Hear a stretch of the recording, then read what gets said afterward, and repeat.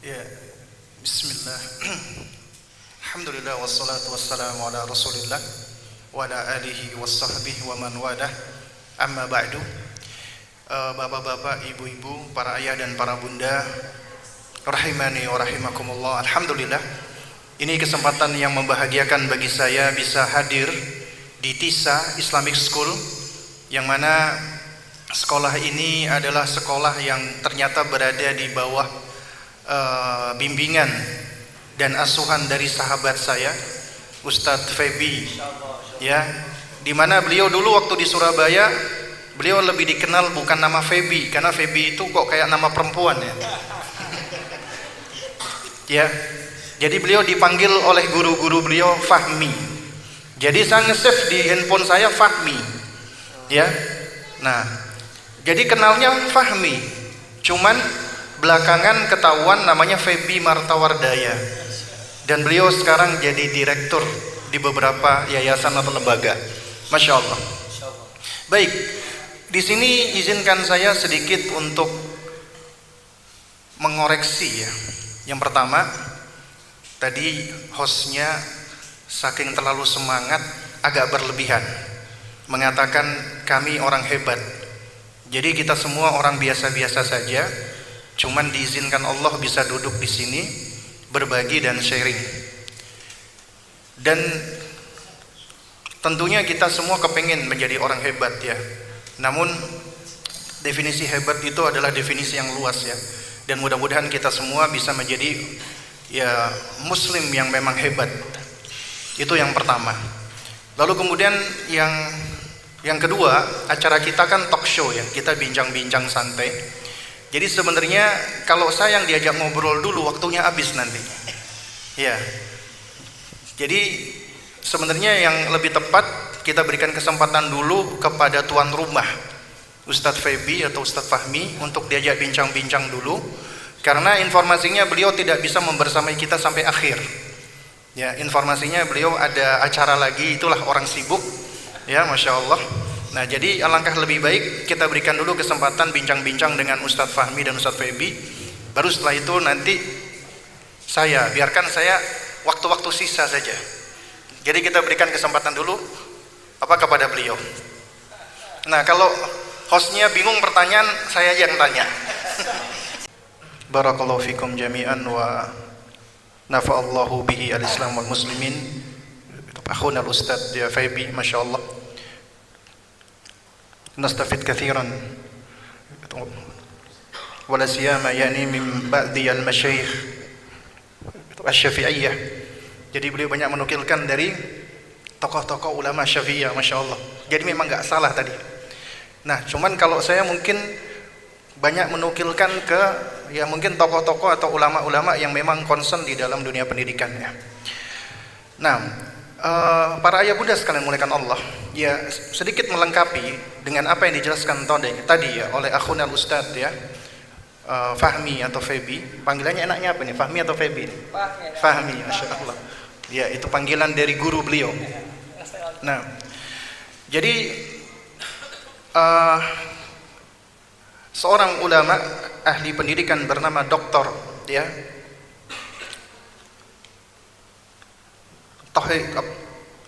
Tahir Zahran ya. Beliau membagi manusia itu sebenarnya secara umum jadi dua. Ya, manusia secara umum dibagi cuma menjadi dua. Yaitu ketika balik sebagaimana tadi diterangkan oleh Ustadz Fahmi, dan qoblal bulugh, dan sebelum balik. Jadi umumnya cuma dua. Ya, balik sama sebelum balik. Sebelum balik itu seringkali disebut dengan usia tufulah, kanak-kanak. Setelah balik berarti sudah usia dewasa. Ya, ini yang disebutkan oleh Dr. Hamid Zahran. Kemudian para ulama membagi lagi, terutama usia sebelum balik dibagi menjadi dua. Ya, yaitu usia tamyiz dan qabla tamyiz. Ketika sudah mumayyiz dan sebelum mumayyiz. Umumnya anak-anak dikatakan mumayyiz dilihat dari sisi usia. Kita bicara secara keumuman, usia 7 tahun itu sudah mumayyiz umumnya. Kemudian usia sebelum mumayyiz Kalau kita melihat pengklasifikasian yang dilakukan oleh Ibnu Hajar al-Asqalani di dalam Fathul Bari, itu lebih lengkap lagi, Masya Allah. Bapak Ibu sekalian, manusia ini Allah berikan kemampuan untuk bisa mengklasifikasi. Itu kemampuan yang Allah berikan, termasuk mengklasifikasikan usia manusia. Karena tiap perkembangan itu memiliki karakter, punya sifat. Mengetahui karakter dan sifat, maka kita akan bisa bersikap hikmah. Maka kita akan bisa melakukan pendekatan sesuai dengan fase tersebut. Makanya banyak pengklasifikasian, teori-teorinya, baik dari barat ataupun dari Islam. Namun apabila kita pelajari dari ulama kita terdahulu seperti Ibnu Hajar, itu sudah cukup sebenarnya. Pertama, fase janin.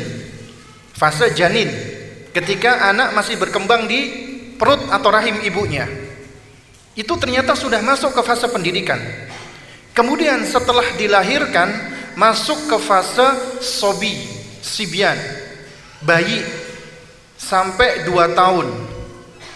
Kenapa 2 tahun? Udah ada isyaratnya di dalam Al-Quran, sebagaimana tadi dibacakan oleh Ananda Qori tadi di surat Luqman, disebutkan wa fisaluhu fi amaini, disapih 2 tahun. Allah menyebutkan secara spesifik usia 2 tahun. Ternyata setelah dilakukan penelitian, memang ada perubahan yang cukup signifikan pada perkembangan anak manakala mereka sudah memasuki tahun kedua dari perkembangannya.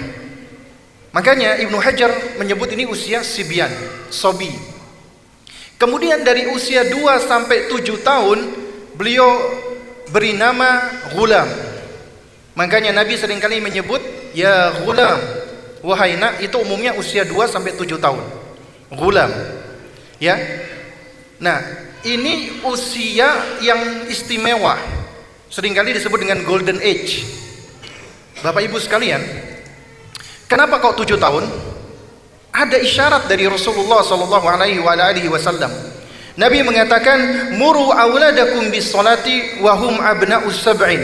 Perintahkanlah anakmu salat di usia 7 tahun. Nabi menyebut secara spesifik usia anak 7 tahun. Berarti ada yang istimewa dengan usia 7 tahun. Ada yang istimewa. Dan yang menarik jemaah sekalian, para ahli pendidikan, termasuk ahli psikologi yang dari barat kafir, mereka itu ketika melakukan penelitian terhadap manusia, mereka memang menyebutkan bahwasanya penyebab, mohon maaf ya, orang-orang dewasa mengalami gangguan kejiwaan itu lantaran karena di usia 6 tahun sebelumnya atau 7 tahun sebelumnya mereka mengalami yang namanya tindakan-tindakan yang dapat menyebabkan mereka menjadi stres, depresi dan yang semisalnya. Ini diantara yang disebutkan oleh Sigmund Freud. Ya. Bahkan yang menarik lagi, seorang ahli pendidikan juga dari barat ya, yang bernama Jean Piaget, dengan teori perkembangan kognitif, itu ternyata nyaris sama pembagiannya dengan yang dilakukan oleh Ibnu Hajar. Yang pertama usia usia sensori motorik 0 sampai 2 tahun. Kemudian baru setelah itu masuk ke usia praoperasional sebutannya 2 sampai 7 tahun. Disebutkan oleh beliau 2 sampai 7 tahun. Ibnu Hajar al-Asqalani itu sudah menyebutkan, Nabi SAW sudah mengisyaratkan 14 abad yang lalu.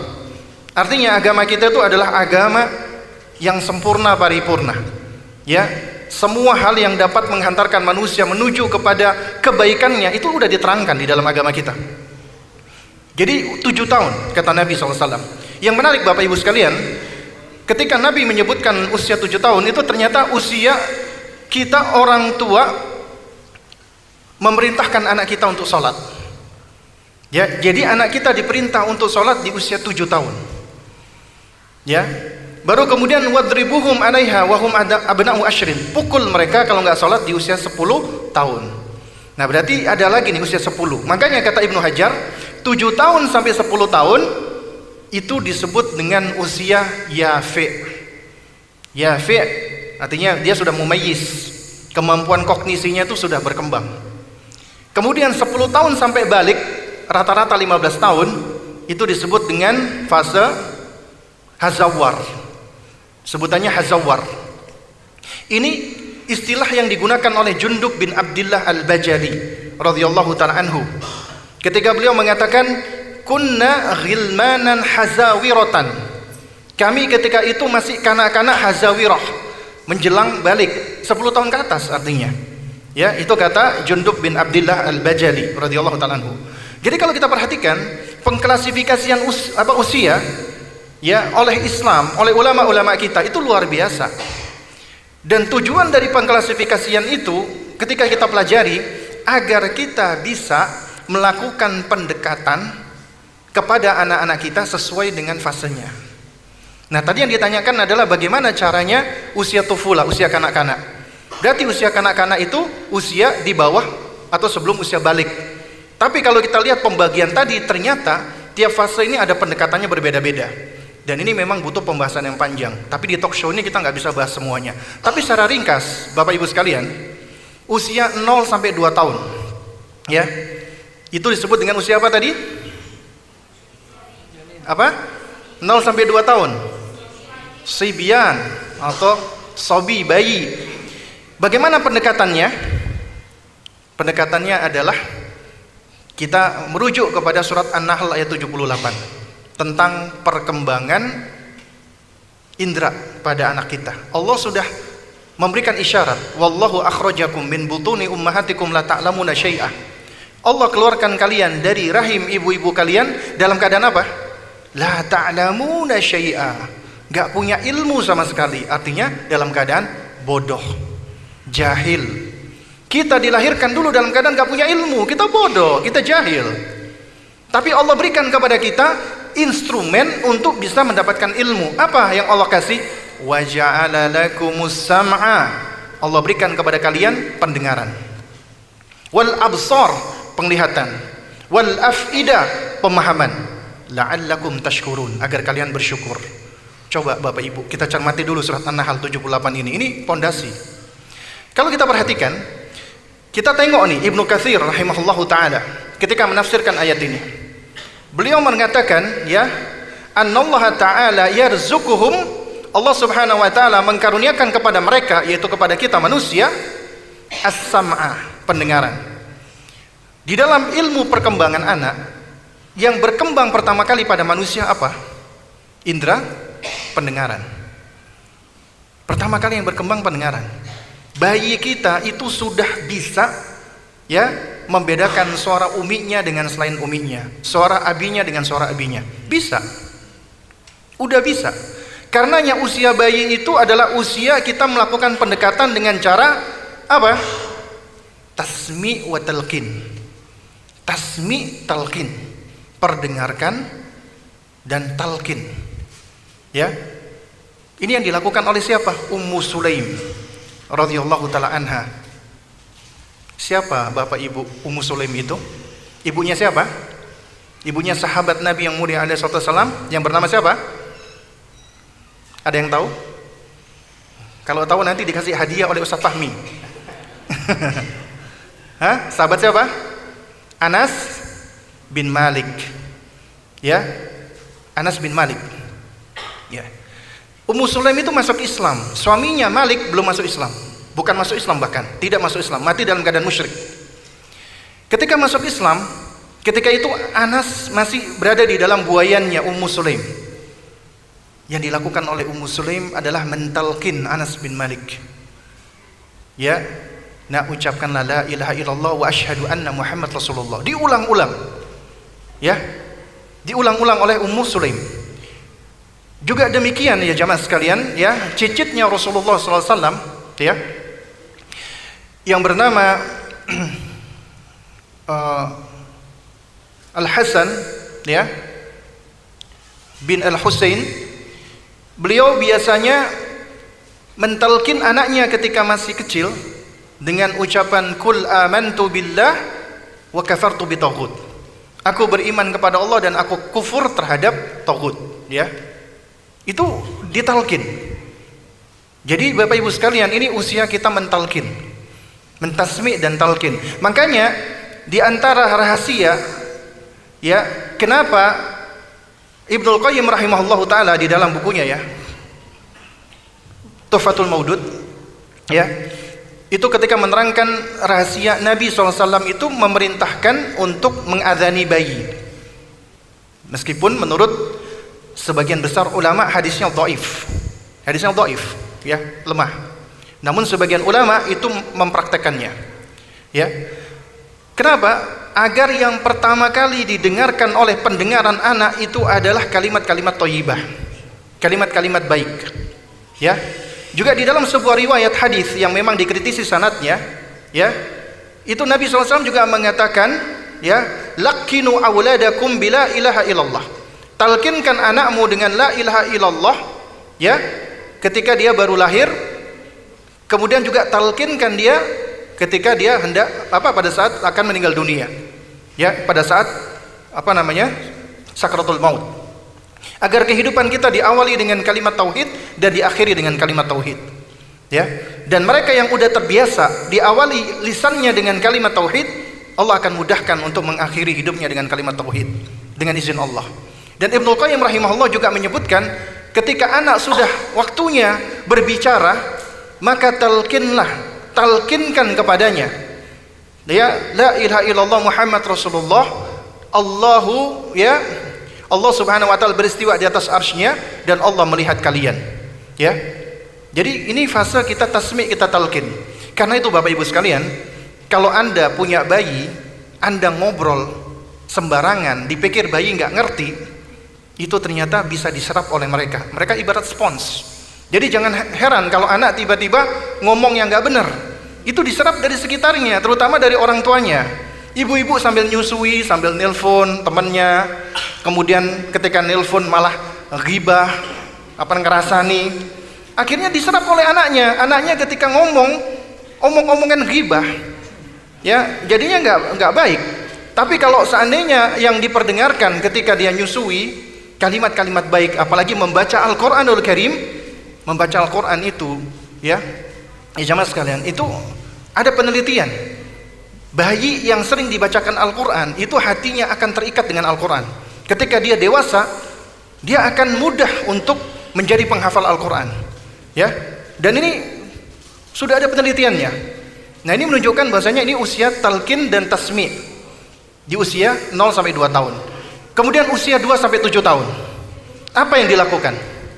Apakah Bapak Ibu punya anak usia di bawah 7 tahun? Pernah nggak Bapak Ibu omelin ketika nggak sholat? Pernah? Dimarahin? Kamu kok nggak sholat? Ayo sholat. Ya? Ada yang pernah sampai mukul anak karena nggak sholat di usia di bawah 7 tahun? Ada? Ada yang minimal nakut-nakuti, kamu kalau nggak sholat kamu masuk neraka? Ada? Ada nggak? Ada, banyak. Tapi benar nggak cara tersebut? Ya, benar tidak cara tersebut? Coba kita lihat zahir hadis Nabi. Nabi mengatakan, muru auladakum, perintahkanlah anak-anakmu untuk sholat di usia berapa kata Nabi? 7 tahun. Kata Nabi 7 tahun. Berarti masa anak 7 tahun berarti nggak usah disuruh sholat, Ustaz? Apakah demikian? Nah, ini ada yang salah kaprah.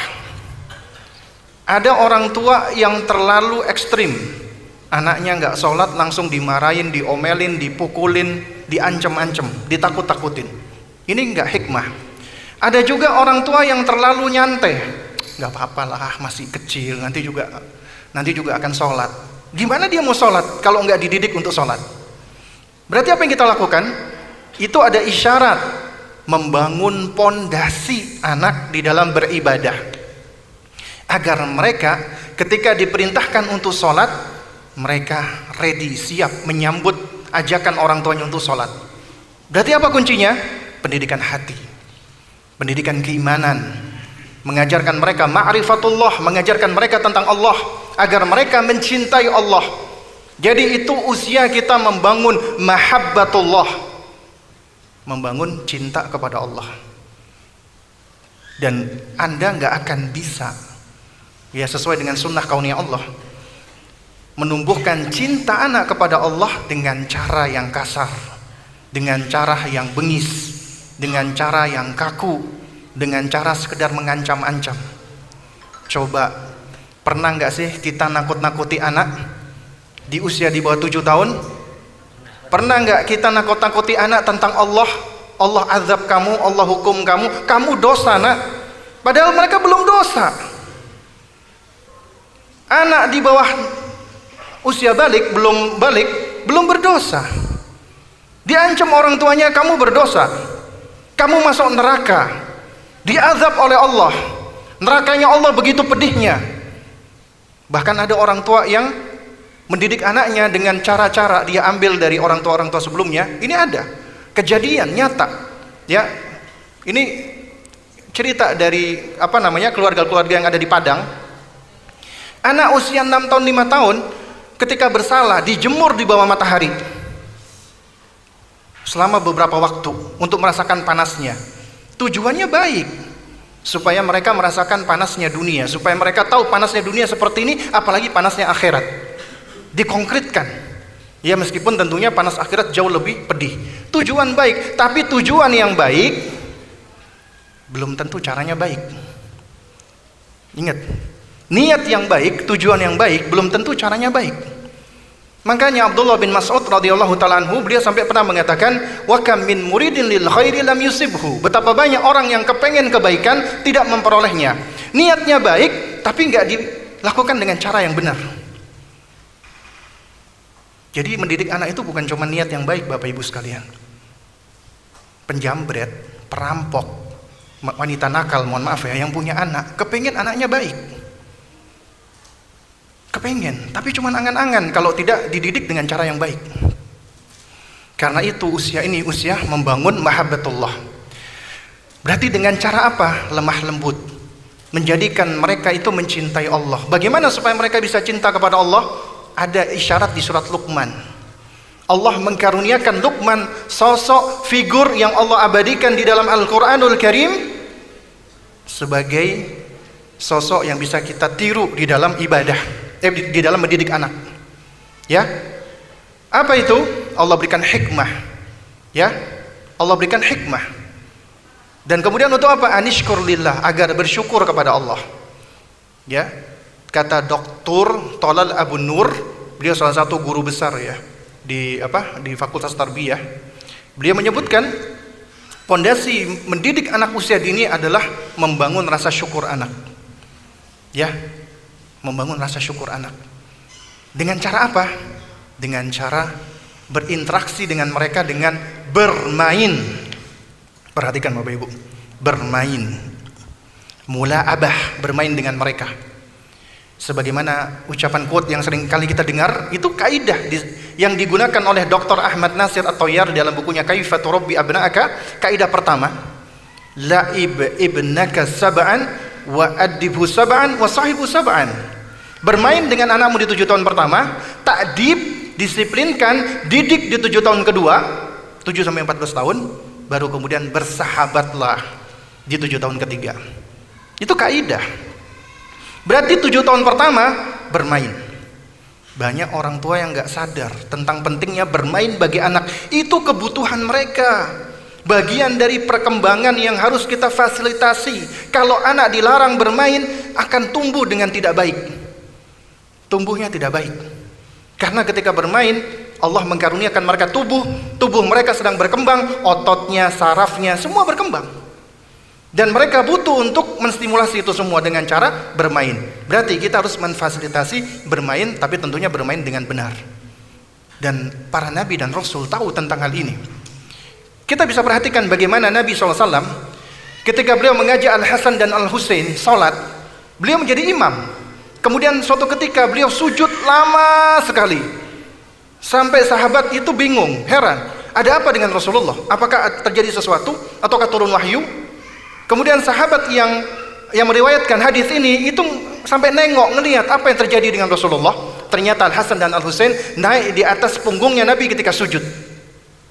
Selesai sholat, sahabat bertanya, ya Rasulullah, ya, apakah terjadi sesuatu dengan anda?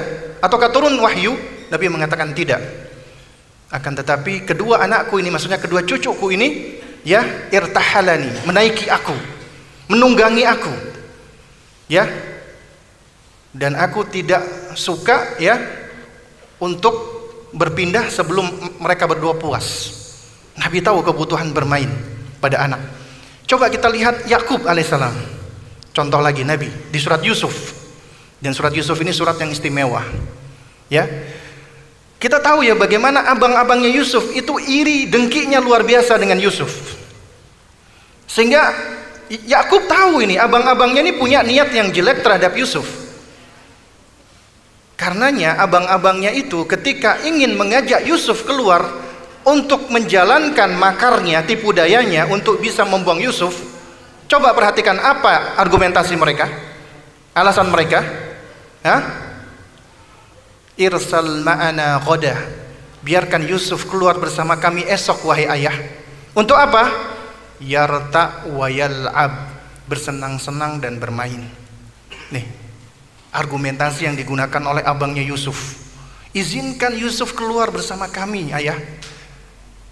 Yakub tahu abang-abangnya ini ingin berbuat keburukan.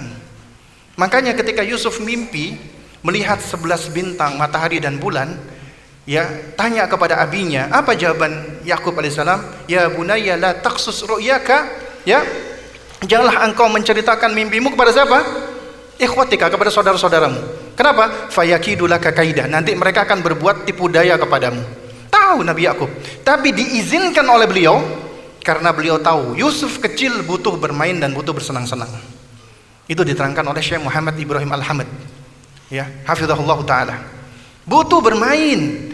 Karena itu ibu-ibu, bapak-bapak, izinkan anak Anda bermain, fasilitasi mereka bermain, karena hukum permainan bagi mereka itu asalnya mubah tapi menjadi suatu hal yang mereka butuhkan. Biarkan mereka bermain, fasilitasi mereka bermain. Dan ketika bermain kita perlu belajar, karena bermainnya mereka belajar. Ketika mereka melompat-lompat, Masya Allah nak, kamu sekarang udah pinter banget lompat-lompat. Kamu bisa melompat karena apa? Allah kasih kamu kaki. Siapa yang kasih kamu kaki? Allah. Tujuannya apa? Kata Dr. Tolal Abu Nur, bersyukur kepada Allah. Aku bisa begini, aku bisa begitu, Allah yang berikan. Akhirnya anak akan senantiasa terikat hatinya dengan Allah. Itu fase di bawah 7 tahun Bapak Ibu sekalian. Kita membangun alaqah, koneksi anak dengan Allah, agar mereka cinta dengan Allah. Ini pondasi ibadah, mahabbah. Apabila ini udah terbangun, udah terbentuk, insya Allah ketika dia diperintah untuk ibadah, untuk sholat diantaranya, mereka berinisiatif, mubadarah, nggak perlu disuruh-suruh panjang lebar. Makanya kalau Anda punya anak usia 7 tahun lebih, susah diajak sholat, berarti sebelumnya, usia sebelumnya kita belum membangun alaqah anak kita dengan Allah. Dan sebab utamanya karena ternyata diri kita sebagai orang tua juga tidak terkoneksi dengan baik dengan Allah. Kita sendiri ternyata juga jauh dari Allah. Itu diantara alasannya jemaah. Karenanya usia 7 tahun itu vital, penting. Baru kemudian di usia 7 tahun Nabi sudah perintahkan sholat, ya. Dan ini usia kita membangun roja, harapan, ya. Sholat Yona, karena dengan sholat Allah akan berikan kamu pahala, Allah akan berikan kamu surga, ya. Allah akan berikan kamu kebaikan-kebaikan. Ajarkan tentang esensi sholat. Ajarkan bahwasanya kenapa kita sholat. Coba Bapak Ibu kalau ditanya oleh anak, Abi, Umi, Bapak, Ibu, kenapa aku sholat? Apa jawaban Anda kira-kira? Kebanyakan jawaban kita mengatakan karena Allah perintahkan, nak. Ya enggak? Allah perintahkan. Kalau kamu enggak sholat nanti Allah marah, kamu berdosa. Jawabannya benar enggak ini? Benar. Tapi kurang adequate, kurang memadai. Karena hakikat konsep ketika kita mendidik mereka ibadah, agar mereka mencintai ibadah. Karena mereka mencintai Allah, maka mereka kepingin dekat dengan Allah. Supaya bisa mendekat dengan Allah, salat. Salat itu adalah sarana kita untuk bisa bincang-bincang, berbicara, berbisik-bisik dengan Allah Rabbuna. Orang yang mencintai kepingin ngobrol dengan yang dicintai. Orang yang mencintai kepingin mendengarkan perkataan yang dia cintai. Allah berikan itu. Meskipun Allah ghaib, Allah uji kita saat ini di dunia, Allah tidak menampakkan dirinya, tapi nanti di akhirat Allah akan menampakkan dirinya. Di dunia Allah berikan caranya bagi para pecinta, orang-orang yang mencintai Allah. Engkau bisa tetap berbincang-bincang, berbicara, berkoneksi dengan Allah dengan salat dan doa. Anda tetap bisa mendengarkan perkataan-perkataan Allah dengan mendengarkan ayat-ayat Al-Quranul Karim, kalam Allah, firmannya Allah. Tumbuhkan roja, harap. Baru kemudian kata Nabi, wadribuhum 'alaiha wa hum abna'u ashrin. Pukul kalau enggak sholat ketika 10 tahun. Kalau enggak sholat baru dipukul. Enggak langsung dipukul, dinasehati dulu. Pukulan itu terakhir, solusi terakhir sebelum kita memberikan nasihat dan bersabar. Karena tujuannya apa sih kita memukul mereka? Apa tujuannya? Ta'diban lahum laisa ta'ziban. Mendidik mereka, bukan menyiksa mereka, bukan mengazab mereka. Kita nggak boleh mengazab, itu haknya Allah. Tapi kita mendidik mereka. Apa tujuannya? Dibolehkan Rasulullah untuk memberikan hukuman di usia 10 tahun karena mereka sudah ready, sudah siap untuk memahami konsekuensi daripada perbuatannya, dan sudah ditumbuhkan khauf, rasa takutnya kepada Allah. Karena mereka ntar lagi balik nih, ditumbuhkan rasa takutnya kepada Allah agar mereka gak mau bermaksiat, agar mereka melaksanakan perintah Allah. Itu tujuannya. Kita tumbuhkan khauf di usia ini. Anda takut-takuti, Anda ancam di usia 10 tahun. Bukan sebaliknya, masih kecil udah ditakut-takuti. Kamu gak nurut sama abi sama umi, Allah marah sama kamu. Bayangannya anak apa? Kok Allah jahat ya, Mi? Allah kok seperti itu ya? Allah kok suka menghukum ya? Sama kayak abiku suka menghukum. Akhirnya muncul bayangan-bayangan yang buruk tentang Allah.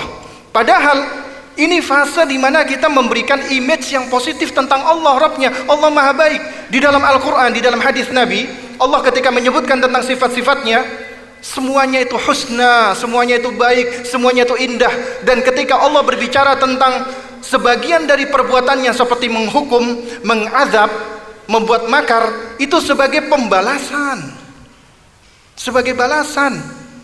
Gak boleh kita mengatakan ya Allah yang maha marah, ya Allah yang maha menghukum, ya Allah yang maha mengazab. Gak boleh, kecuali sebagai bentuk pembalasan. Ya Allah, mereka telah menganiaya aku, ya Allah, maka hukumlah mereka, azablah mereka, hancurkan mereka, baru boleh.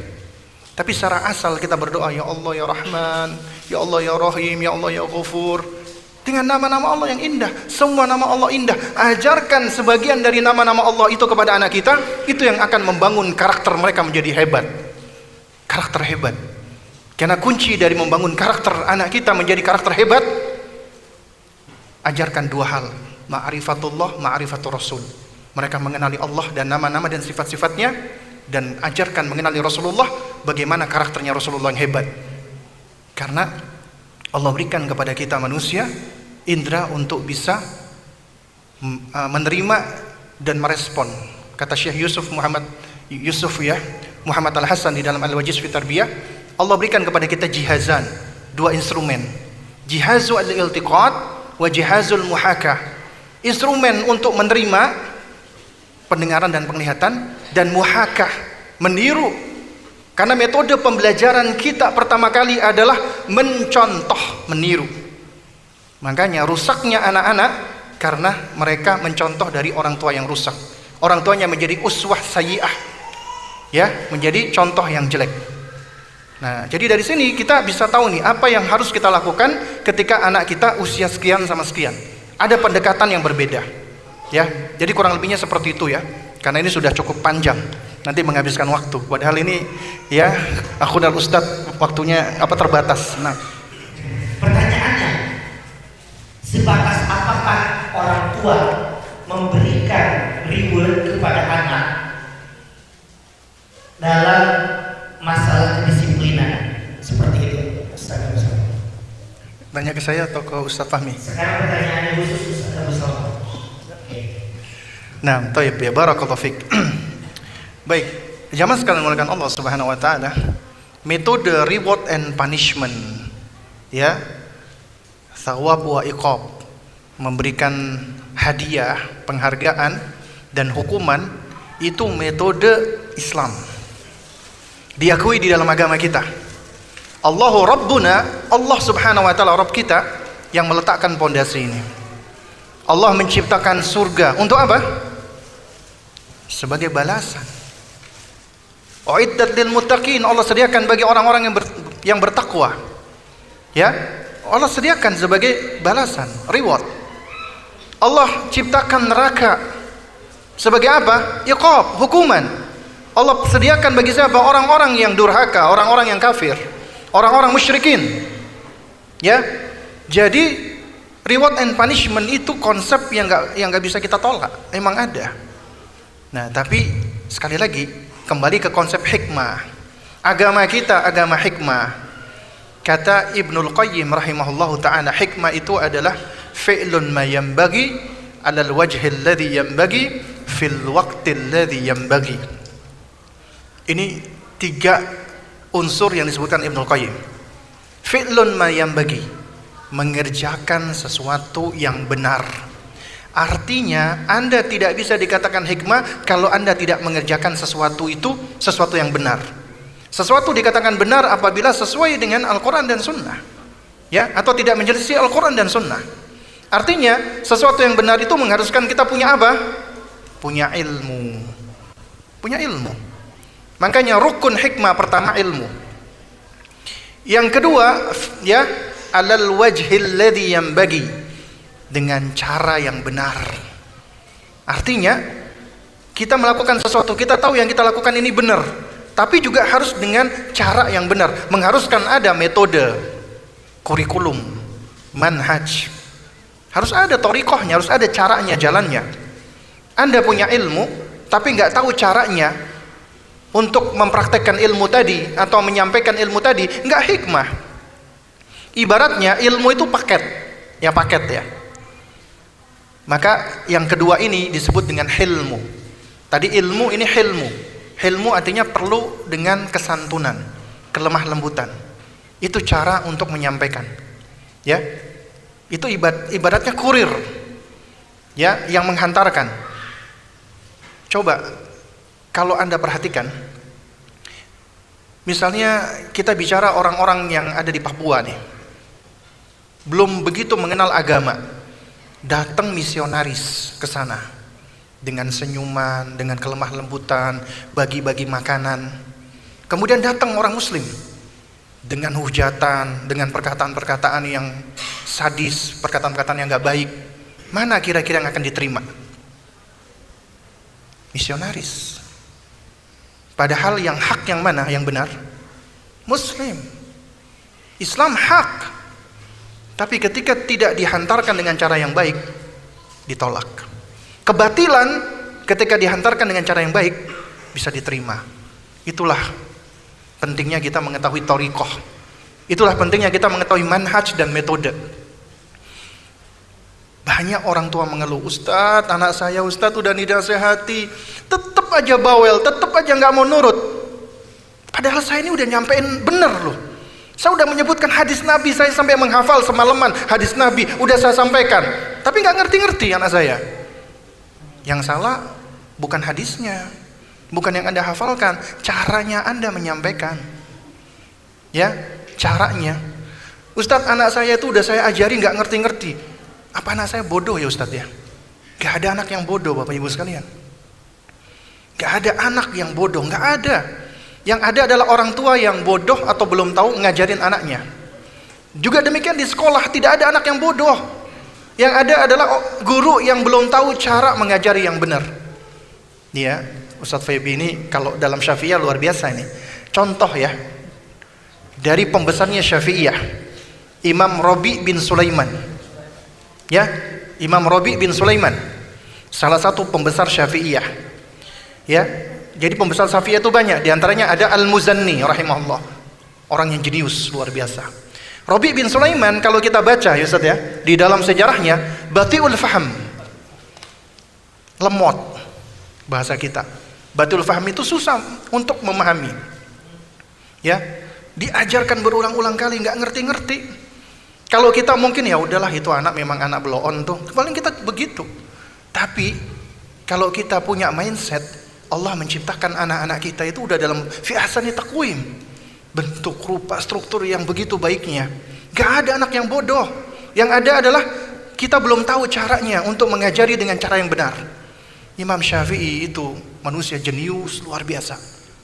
Ketika melihat Rabi bin Sulaiman ini muridnya gak ngerti, maka beliau panggil.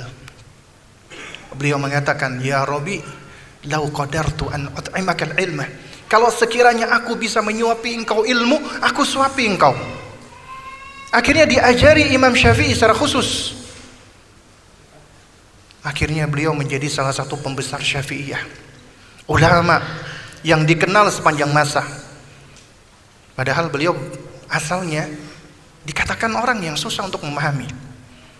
Ya, jadi jamaah sekalian, anak-anak kita itu unik, spesial. Jangan banding-bandingkan. Ustadz, kakaknya itu cepat banget Ustadz kalau ngerti, adiknya kok nggak ngerti-ngerti. Karena Allah ciptakan mereka berbeda, punya kelebihan masing-masing, punya kekurangan masing-masing. Fokus pada kelebihannya.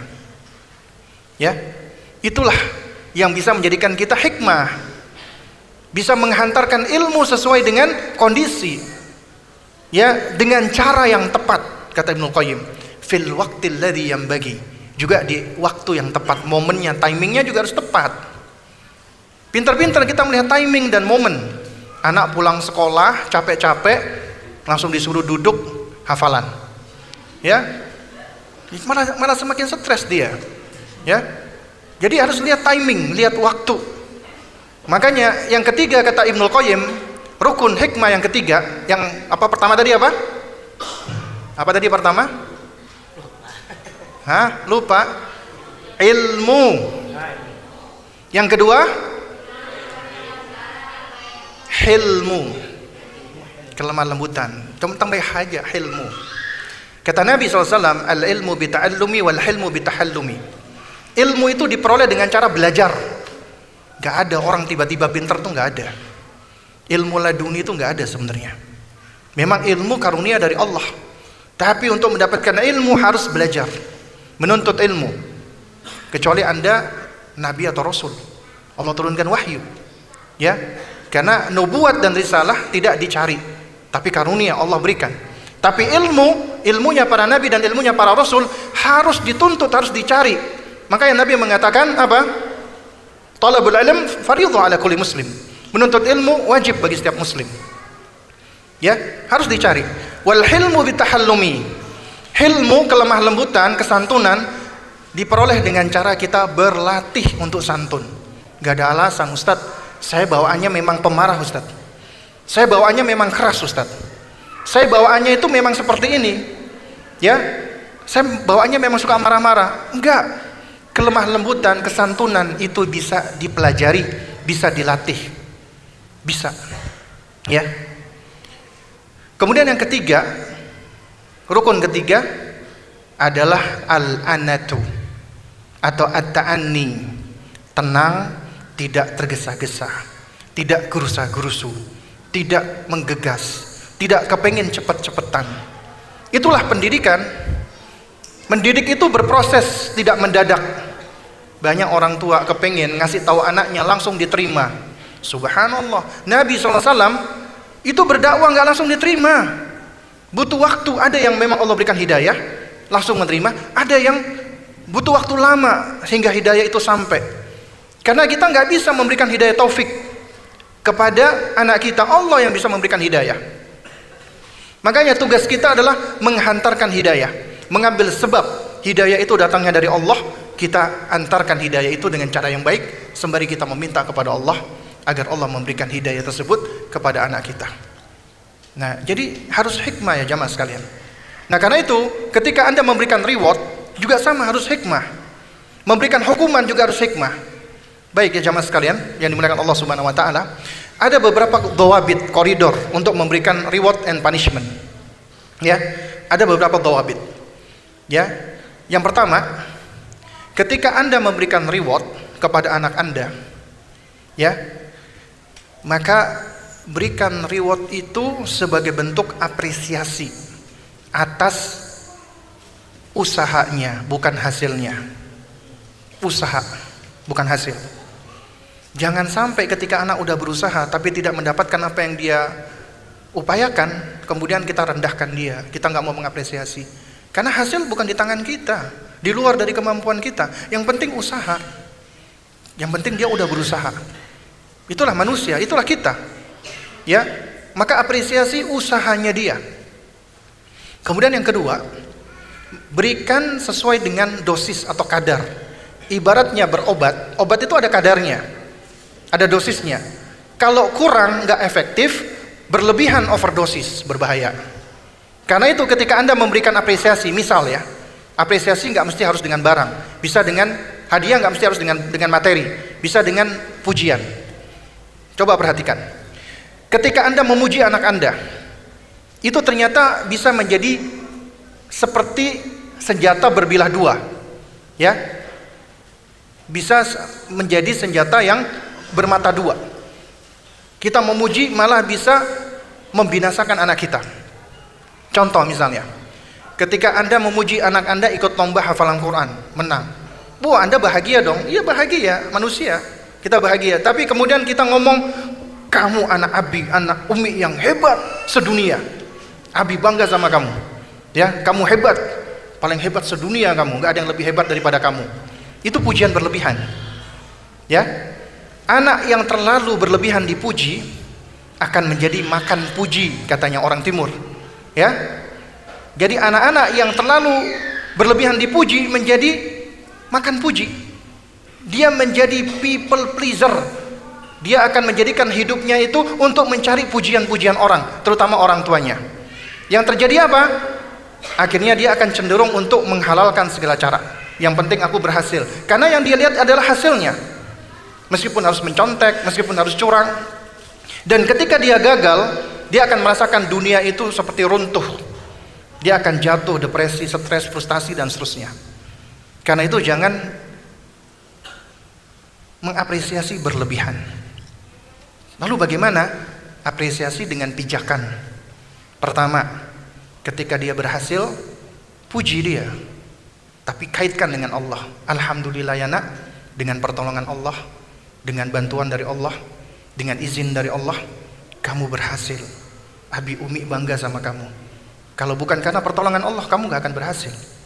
Agar mereka selalu tahu keberhasilanku berasal dari Allah. Hadza min fadli Rabbi. Ini adalah karunia dari Allah. Ya. Jadi kaitkan dengan Allah. Kemudian yang kedua, ya, kaitkan keberhasilannya itu adalah karena usaha yang juga tidak lepas dari pertolongan Allah. Ya. Nah, jadi Abi sama Umi senang kamu mau murojaah, kamu mau berusaha. Masya Allah, Allah berikan pertolongan dengan usaha kamu tadi. Kemudian yang ketiga, ketika kita kasih dia hadiah atau dia mendapatkan hadiah, maka kita katakan hadiah itu adalah pemberian dari Allah, titipan Allah yang dititipkan kepada Abi atau Umi atau dititipkan kepada panitia, diberikan kepada kamu. Kemudian yang keempat, nak, kamu bahagia nggak nak? Kamu dapat hadiah? Oh bahagia dong Abi Umi. Kamu tahu nggak? Hadiah Allah di akhirat, balasan Allah di akhirat jauh lebih baik daripada hadiah kamu saat ini. Jauh lebih sempurna. Dia dapat sepeda misalnya. Umi, Abi, emangnya aku nanti dapat sepeda di surga? Jauh lebih baik. Aku dapat BMW, jauh lebih baik. Aku dapat Harley Davidson, jauh lebih baik. Jangan katakan iya, kamu dapat Harley Davidson. Karena mentakyin seperti itu harus berhati-hati. Tapi kita katakan apa yang ada di sisi Allah, balasan Allah jauh lebih baik daripada apa yang ada di dunia ini. Kita katakan selalu jauh lebih baik. Itu akan mendorong mereka bahwasanya mereka melakukan ini adalah karena Allah, untuk Allah, bukan untuk orang tuanya semata. Ya. Nah, itu diantara cara kita untuk memberi reward kepada mereka. Nah, kemudian juga sama, memberi hukuman juga sama. Gak boleh menghukum dalam keadaan kita lagi emosi, lagi marah. Gak boleh. Apalagi memukul, terlarang, haram hukumnya. Anda menghukum anak Anda, apalagi hukuman fisik, dalam keadaan Anda lagi marah, gak boleh hukumnya. Haram. Ya. Karena tujuan daripada Anda memberikan hukuman itu sebagai bentuk pendidikan kepada mereka. Bukan sebagai luapan emosi Anda, kemarahan Anda, bukan. Ya, karena itu nggak boleh, itu zalim jadinya. Zalim itu haram. Karena itu ketika Anda lagi marah, lagi emosi, diam dulu, tenangkan diri dulu. Nabi udah mengajarkan cara meregulasi emosi. Idza ghadiba ahadukum falyaskut. Apabila salah seorang dari kalian dia itu lagi marah, diam, tahan diri dulu, tenangkan diri dulu. Nah kemudian ketika Anda memberikan hukuman fisik, maka berikan hukuman yang tidak meninggalkan bekas. Jangan sampai memar-memar. Tidak boleh di daerah-daerah yang vital, nggak boleh di mukanya, nggak boleh di bagian-bagian yang bahaya untuk dipukul. Kemudian tunjukkan bahwasanya itu sebagai bentuk cinta kasih kita kepada dia, bukan karena kita benci dengan dia. Ya. Kemudian tujuan kita untuk memberikan hukuman supaya anak itu tahu kesalahannya, sadar dan insaf. Karena itu apabila anak itu sudah mengakui kesalahannya, maka kita hentikan hukumannya. Itu yang lebih tepat. Tapi tentunya harus sesuai dengan kondisi anak. Ya. Nah, jadi kurang lebih seperti itu ya. Wallahu a'lam bishawab.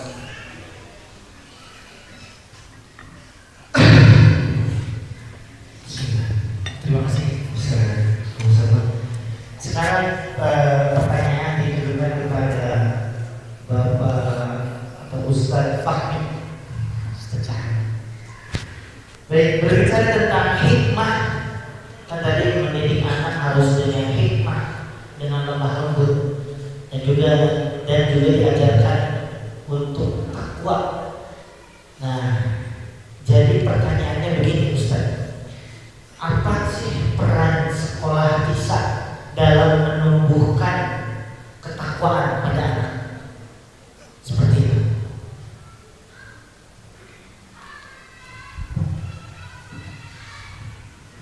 Masya Allah. Sebenarnya asal pertanyaan banyak Ustaz. Ustaz kita bersama Masya Allah ya. Ustaz itu minggu kafir di hadal balance Allah Insya Allah. Ya Masya Allah. Jadi saya ini posisi seperti itu. Jadi kalau tidak ada air, duduk itu baca. Jadi kita berada di sana ya, mumpung beliau bisa memberikan waktu kepada kita ya, insyaallah. Ada pun usaha kita dalam kisah ini dalam takwa ya. Dalam takwa itu ada kisah dari bagaimana Nabi Ismail alaihissalam ya, dengan ayahnya Nabi Ibrahim alaihissalam dalam ayat yang Allah berfirman as-salat ketika telah sampai umurnya usia ya, bersama-sama dengan Nabi Ibrahim alaihissalam. Di sini tafsir dalam jalan lain dikatakan umur Ismail itu berumur usia 7 tahun. Ada khilaf di sini ya, Imam Farad mengatakan 13 tahun. Ketika dalam ayat falamma qabalagha ma'ahu syahid. Kemudian ayat itu mengenalkan qala ya bunayya inni ara fil manami. Saya melihat di dalam mimpi. Ya, Masya Allah, ini mengisahkan bagaimana Nabi Ibrahim bermimpi, kemudian diceritakan kepada anaknya. Pada Nabi Yusuf alaihissalam bermimpi cerita kepada ayahnya. Ini kebalikan. Ini ayahnya cerita kepada anaknya tentang mimpinya. Al-Rabbuka. Saya bermimpi dalam mimpi itu. Ini asbab. Kemudian yang menariknya tentang kalau maka perhatikanlah, pikirkanlah dan bagaimana pendapatmu. Ini Masya Allah ya. Jadi ini bagaimana dialog yang mengandung pendidikan bagi kita. Bagaimana seorang ayah ya menanyakan berdiskusi tentang sesuatu kepada anaknya. Ya, tidak langsung tadi jangan terburu-buru langsung aja. Maka hasilnya itu suara. Ya, maka hasilnya itu suara. Jauh pada seorang anak yang berarti saatnya kita memiliki pendapat 7 tahun yang di usia yang masih tersedia atau sawi. Beliau menjawab qala ya latif alima tuhman. Wahai ayahku,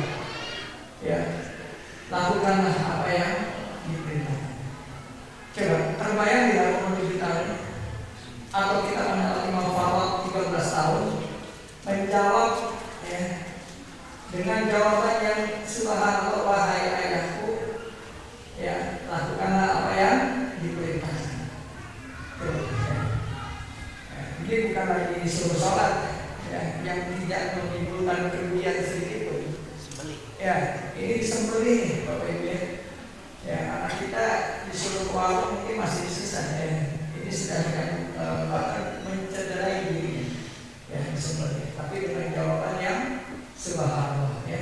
Bahkan luar biasanya dilanjutkan oleh Bapak, yakinkan ayahnya. Ya, satajiduni insyaallah minas sabirin. Ya, insyaallah kau akan mendapatiku termasuk orang-orang yang sabar. Ya. Coba ya, kalau kita renungkan ayat ini ya, tetapi masya Allah mengandung banyak hikmah dalam pendidikan. Dan tentunya tidaklah sampai pada level itu. Ya, Nabi Ismail alaihissalam kalau tidak melalui pendidikan yang baik dan pendidikan yang benar dari ayah dari Ibrahim alaihissalam, ya, yang mampu mengatakan ya rela untuk disembelih. Ya, bahkan yang lebih biasa meyakinkan ya, meyakinkan ayah. Kalau kita kembali jangan dong, jangan masa saya mau disembelih kan gitu ya. Tapi jawabannya ini adalah hikmah. Ini bagian takwa. Ya, makanya sungguh takwa sedikit takwa ya, dengan melaksanakan perintah Allah Subhanahu wa taala. Dan impact dari pendidikan ayahnya Ibrahim alaihissalam itu juga beliau praktekkan kepada keluarganya. Ya. Makanya surat Al-Maryam ya, ayat 55 ya, wa kana ya'muru ahlahu bis-sholati waz-zakati. Dan dia Nabi SAW memerintahkan keluarganya dengan sholat dan zakat. Ya, jadi perintah. Kenapa? Karena impact dari pendidikan keluarganya yang dahulu beliau praktekkan kembali di keluarganya. Wa kana 'inda rabbih mardiyyah. Dan di sisi Allah adalah beliau orang yang diridhoi. Ya, masya Allah ya. Maka takwa perintah ya, masalah perintahnya mendapatkan ridho ini dalam dua ayat ini semua sudah dicontohkan oleh Nabi kita Ibrahim alaihissalam dan Ismail anaknya alaihissalam. Ya. Dan adapun kita ya bisa insya Allah berusaha sebisa mungkin ya, menerapkan tarbiyah pendidikan di sekolah ini ya, dengan apa yang dilakukan oleh pendidikan para nabi kita ya, dan juga pendidikan para sahabat dan para imam kaum muslimin. Berusaha sebisa mungkin kita menyampaikan ya di dalam PA ini ya, tentang hal-hal yang dilarang, hal-hal yang diperintahkan ya, dibangunlah, diberi pengetahuan ya, tentunya dengan cara yang hikmah ya. Ini adalah salah satu peran kami di sekolah ya, berusaha tadi menerapkan dari apa yang ayat-ayat dan kisah-kisah yang disampaikan.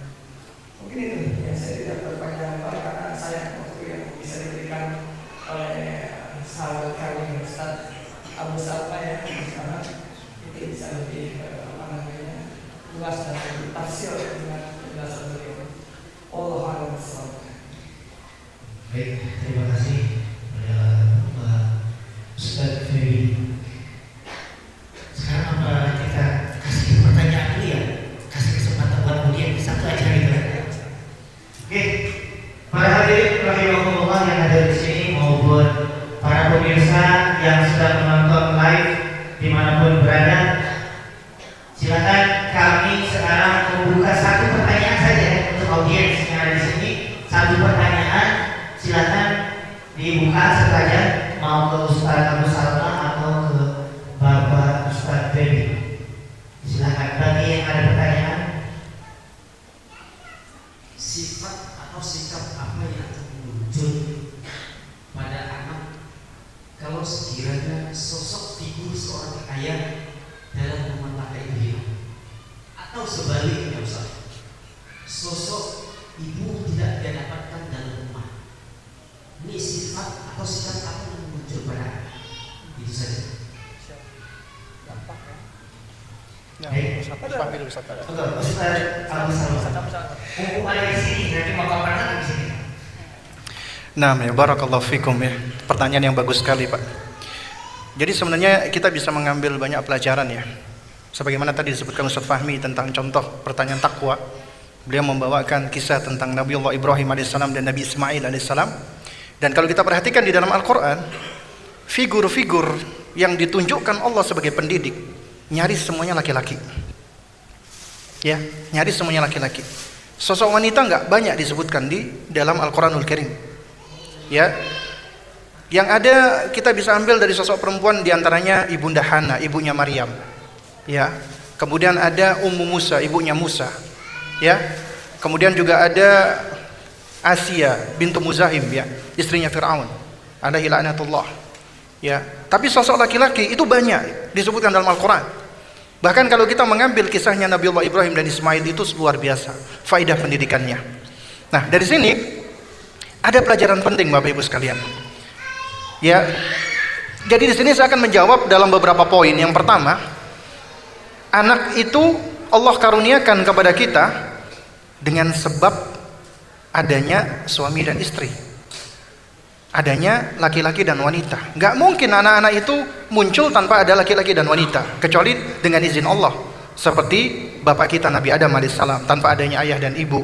Kemudian ibunda Hawa, ya, yang bisa yang hadir Allah hadirkan tanpa ada perempuan. Dan Nabiullah Isa alaihissalam yang hadir tanpa ada laki-laki. Ya.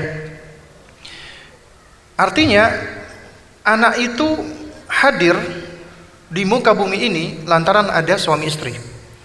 Berarti kewajiban untuk mendidik dan membersamai serta mendampingi itu adalah kewajiban bersama. Kewajiban suami dan istri. Itu yang pertama. Kemudian yang kedua, wanita dan laki-laki itu tidak sama, berbeda. Gak sama. Allah ciptakan memang berbeda. Makanya ibunda Hana, ibunya Maryam alaihissalam, awalnya beliau bernadar, inni nadartu ma fi batni muharrar. Aku nazarkan anak yang ada di rahimku kelak nanti akan menjadi muharrar. Orang yang akan beribadah kepada Allah Subhanahu wa taala di mihrab sepanjang usianya. Ternyata Allah sebutkan wada'athu untha. Ternyata yang beliau lahirkan wanita, bukan laki-laki. Ya. Kemudian beliau mengatakan, memang ada khilaf di antara ulama, ini yang mengatakan ibunda Hana ataukah Allah Subhanahu wa taala. Nah, sebagian ulama mengatakan ini ucapannya ibunda Hana, ibunya Maryam alaihi wassalam. Ya. Walaysa dzakaru kal untha. Tidak sama antara laki-laki dan wanita. Enggak sama. Di dalam agama kita itu melihat laki-laki dan wanita itu berbeda. Karenanya siapa yang selalu berusaha untuk mensetarakan laki-laki dan wanita, berarti dia yang beranggapan wanita itu inferior, wanita itu rendah, sehingga perlu disetarakan. Padahal laki-laki dan wanita itu istimewa dengan keistimewaan yang sudah Allah berikan. Gak perlu disetara-setarakan, ya, gak perlu disama-samakan. Karena punya tanggung jawab dan punya keistimewaan yang berbeda. Allah yang paling tahu tentang keistimewaan makhluknya. Allah yang paling tahu tentang keistimewaan hambanya. Allah jadikan laki-laki itu memiliki tubuh yang kuat, tulangnya lebih kuat, ototnya lebih kuat, tubuhnya lebih tegap dan seterusnya. Dan Allah berikan tanggung jawab sesuai dengan fungsi tubuhnya, berjihad di jalan Allah, mencari nafkah dan seterusnya. Dan di sisi lain Allah ciptakan wanita dengan kelemah lembutan. Wanita itu Allah ciptakan tubuhnya mungkin tidak kuat, tapi dalam hal menanggung rasa sakit, wanita luar biasa. Wanita itu lebih tahan sakit daripada laki-laki, Bapak Ibu sekalian. Makanya Allah Subhanahu wa taala ciptakan kepada wanita rahim, sehingga anak manusia bertumbuh di dalam rahimnya selama 9 bulan. Laki-laki gak bakal banyak yang kuat. Saya pernah lihat di beberapa tahun yang lalu ada sosial eksperimen di YouTube, tantangan nih, challenge. Ya, meskipun ini bukan di Indonesia, ada di luar negeri. Untuk merasakan bagaimana, turut sedikit merasakan bagaimana yang dialami oleh wanita ketika hamil. Cukup memakai, ada buah kalau nggak salah semangka atau melon, diikat di perutnya selama 24 jam, nggak boleh dicopot, 100% gagal semua. Bahkan ada yang pertama kali make mau masang sepatu nggak bisa, dicopot akhirnya, ya, karena ganjel. Tapi kalau bapak-bapak zaman sekarang beda ya. Jadi banyak yang gagal ya jamaah sekalian. Ibu-ibu itu ketika hamil, berat nggak ibu-ibu? Berat nggak? Jujur aja, berat nggak bu? Berat. Allah sendiri mengatakan di surat Luqman, hamalathu ummuhu wahnan ala wahnin. Ibu mengandung wahnan ala wahnin, semakin lama semakin berat. Emang berat. Ya, di ayat yang lain Allah menyebutkan hamalathu ummuhu kurhan. Ya, nggak mudah hamil itu, berat. Tapi ibu-ibu bahagia nggak bu? Senang nggak bu ketika hamil? Hah? Mana suaranya ibu-ibu ini? Ketika ibu-ibu hamil senang nggak bu? Bahagia nggak bu? Bahagia, padahal sakit, berat, susah. Mau tidur susah, mau tidurnya bingung, ngadep ke kanan, ke kiri, atau gimana. Karena ada anak yang tumbuh di dalam rahimnya. Kemudian melahirkan sakit nggak bu? Berat nggak? Berat dan sakit. Kemudian udah lahir ini anak, bukan bapaknya yang ngasih makanan, ibunya. Selama 2 tahun ibunya menyusui. 3 hal yang tidak dimampui oleh kita sebagai kaum laki-laki: mengandung, melahirkan, menyusui. Karenanya Nabi ketika ditanya kepada siapa aku ini berbuat bakti, berbuat baik ya Rasulullah, ummuka, thumma man ya Rasulullah, ummuka, thumma man ya Rasulullah, ummuka, thumma abuka, 3 kali. Itu istimewanya ibu di dalam Islam. Allah menyebutkan secara khusus tentang ibu-ibu. Karenanya ibu itu Allah sudah ciptakan berada di atas kasih sayang, rahmah. Ya. Dan cintanya ibu, kasih sayangnya ibu itu adalah, ya kalau fitrahnya masih lurus, katanya orang barat, unconditional love. Cinta tidak bersyarat. Gak apa-apa saya gak makan, yang penting bayiku kenyang. Gak apa-apa saya gak tidur, yang penting bayiku bisa terlelap dengan tidur. Gak apa-apa bayiku begini begitu, dia rela ada anaknya sakit, pengen di dalam hatinya aku aja yang sakit, jangan berikan sakit itu kepada anakku. Itu kasih sayang yang luar biasa ada pada sosok ibu ya jamaah. Allah berikan ini kepada wanita. Makanya Nabi SAW ketika di dalam sebuah riwayat ada wanita, ya seorang tawanan perang wanita, kehilangan bayinya, sedih luar biasa. Ketika ketemu, dipeluknya anaknya, disayang dengan luar biasa, disusui, dijadikan itu momen sebagai pembelajaran. Nabi bertanya kepada sahabatnya, menurut kalian tega nggak ibu ini itu melemparkan anaknya ke dalam api? Ya Rasulullah, nggak mungkin tega ya Rasulullah, nggak mungkin mampu. Itu jadikan momen oleh Rasulullah untuk apa? Menggambarkan kasih sayang ibu dan untuk menunjukkan kasih sayang Allah. Kata Nabi SAW, Allahu arhamu, Allah lebih penyayang daripada ibu ini kepada anaknya. Kenapa yang digambarkan oleh Nabi itu adalah sosok ibu? Karena ibu adalah sosok penyayang. Dari sini para ulama dan para ahli dari hasil riset penelitian dan yang lainnya, anak-anak itu banyak mengambil dari ibunya yang namanya kasih sayang. Belajar kasih sayang, belajar mencintai, belajar untuk menunjukkan kasih sayang yang unconditional, yang tanpa bersyarat, diambil dari ibunya. Anak itu belajar mengenali perasaannya, emosinya, ma'rifatus syuur dari ibunya.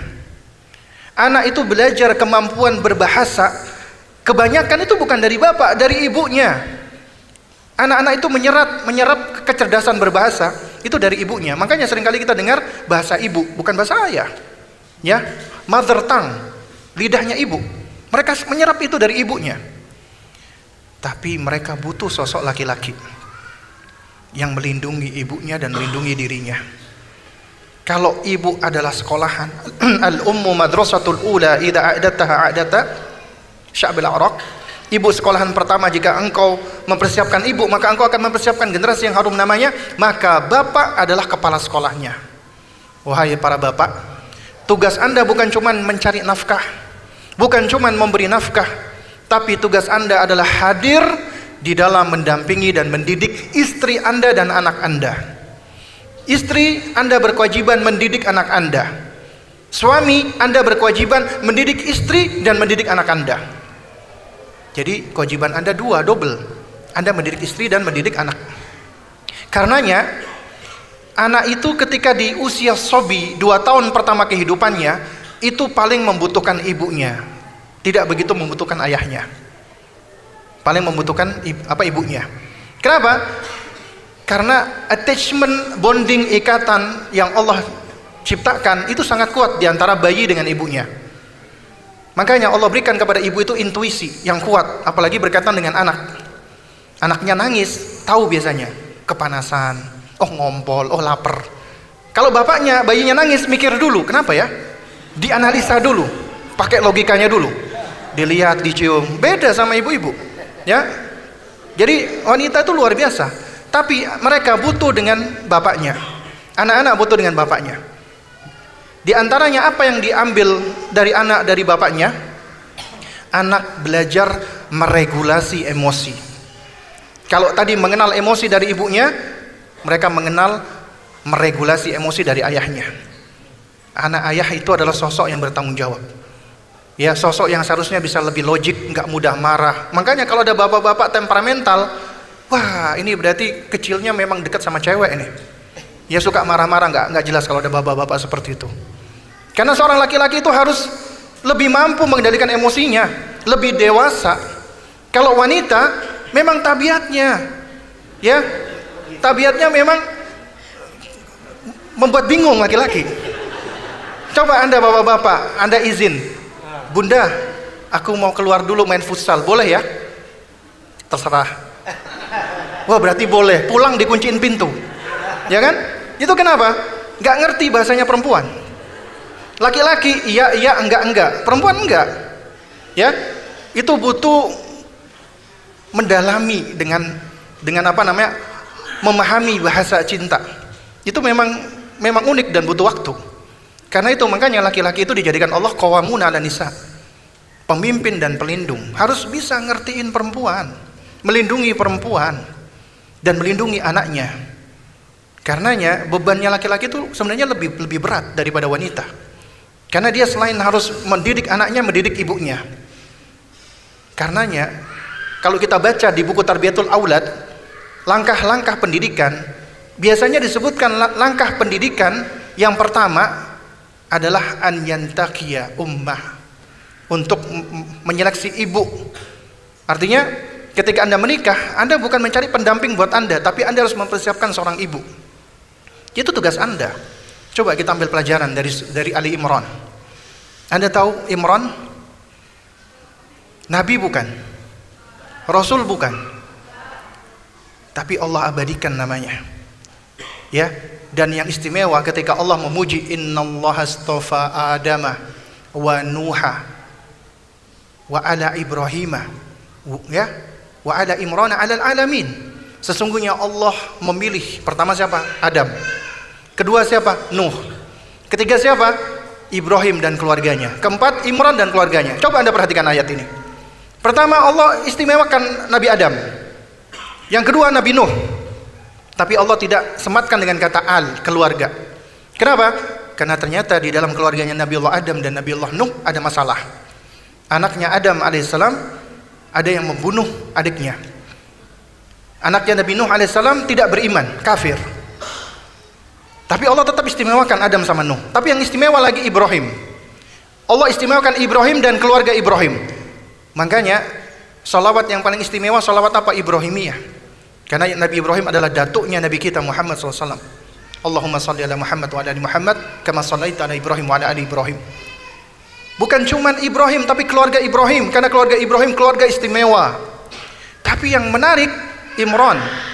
Imran itu bukan nabi, bukan rasul, disebutkan jejer dengan orang-orang istimewa dan disebutkan keistimewaannya dengan menyebutkan al. Kalau kita membaca tafsirnya, para ahli tafsir dan ahli sejarah ketika menyebutkan Imran, Imran ini memang seorang laki-laki yang soleh. Dan Imran alaihissalam ketika putrinya lahir, beliau sudah wafat duluan. Beliau sudah meninggal duluan. Dan menarik lagi, Allah ketika menyebutkan tentang keluarga Imran, Allah tidak menyebutkan nama istrinya. Disebutkan wa idz qalat Imran. Ingatlah ketika istri Imran berkata, enggak disebutkan namanya. Disebutkan istri Imran, seakan-akan Allah tidak ingin menghilangkan sosok Imran di dalam keluarga tersebut. Padahal Imran meninggal dunia ya jamaah. Sebelum Maryam lahir, beliau wafat. Tapi kenapa Allah istimewakan? Di antara rahasianya kata para ulama, karena beliau adalah sosok laki-laki yang soleh dan tanggung jawab. Beliau didik istrinya Hana sehingga menjadi wanita luar biasa. Karena itu sebab kebaikan di dalam keluarga ada pada sosok suami. Pada sosok suami. Hilang laki-laki di dalam keluarga, akan pincang keluarga. Hilang imam, hilang nahkoda di dalam sebuah kapal, hilang pilot di dalam pesawat, hilang masinis di dalam kereta, hilang supir di dalam mobil. Mau berjalan kemana? Dan anak-anak butuh sosok ayahnya. Karena dari sosok ayah mereka belajar tentang tanggung jawab, tentang kedisiplinan. Mereka juga belajar untuk menghadapi masalah-masalah kehidupan. Dan mereka belajar tentang maharatul haya, life skill. Itu kebanyakan dari ayahnya.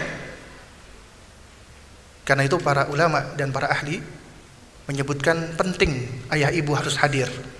Di 2 tahun kehidupannya, ibunya memang paling penting.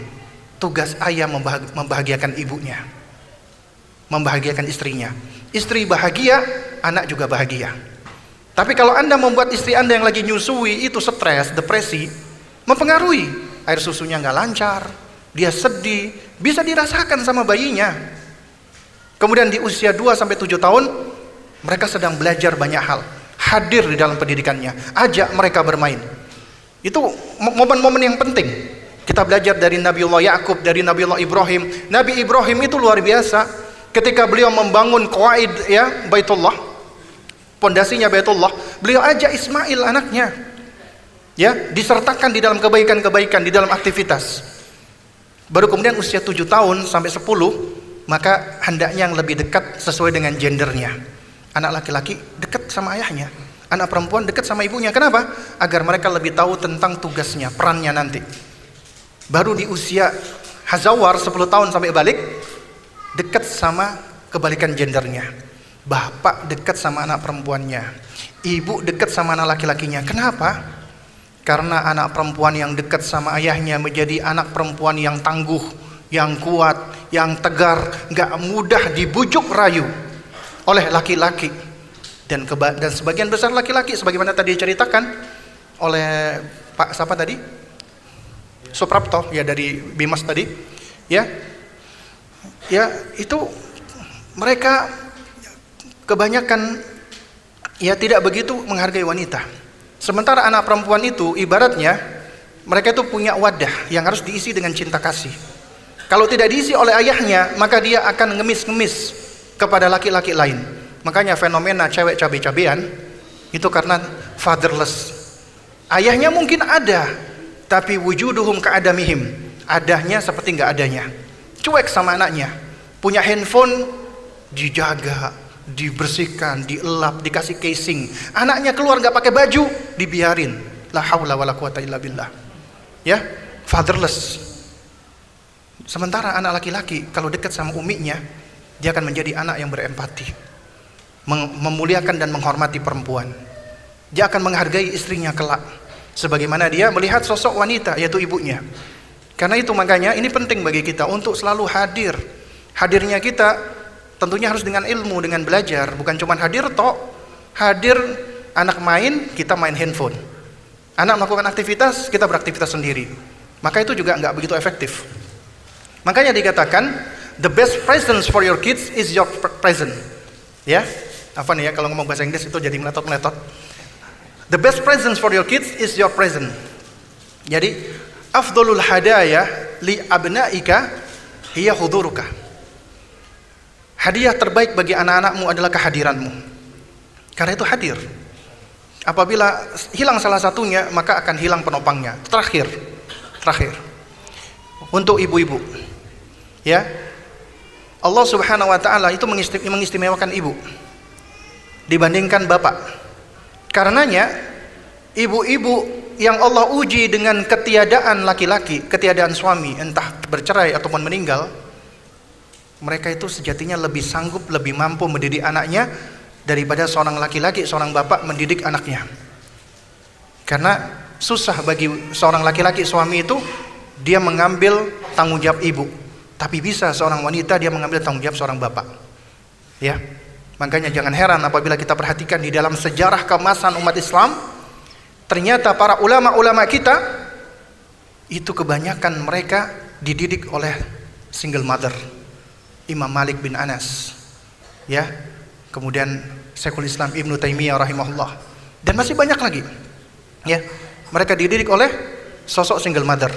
Ini sebagai bentuk penguat bagi para wanita bahwasanya kondisi Anda tidak mendeterminasi Anda, tidak menentukan Anda.